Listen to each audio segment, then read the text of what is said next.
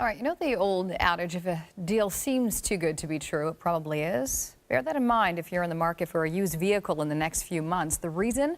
Hurricane Sandy. Sean O'Shea joins us now with the explanation. Sean.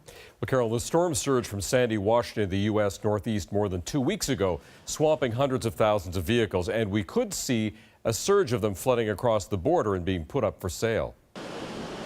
Amid all the damage done by Hurricane Sandy, automobiles were among the high-value items left underwater. The estimate is that there's at least 16,000 new cars that were damaged and up to 250,000 used cars.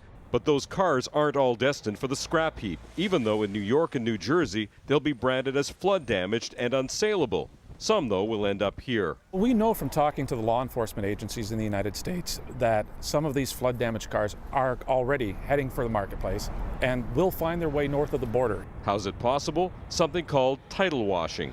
They'll take that branded vehicle to a state that doesn't have branding, and the brand disappears. And now that vehicle can be sold with a clear title.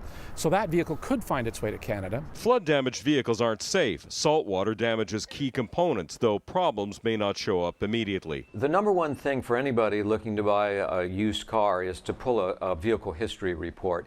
Used cars from a flood may seem like a good deal if you don't know the history. But in Canada right now, automakers are having one of their best sales years in a decade and want to end the year with a bang. The net benefit of going to the U.S., saving an extra $1,000, quickly diminishes now. The website unhaggle.com looked at the range of manufacturer incentives on offer. Mid-size SUV, you can save upwards of $9,000 in the general category of vehicles.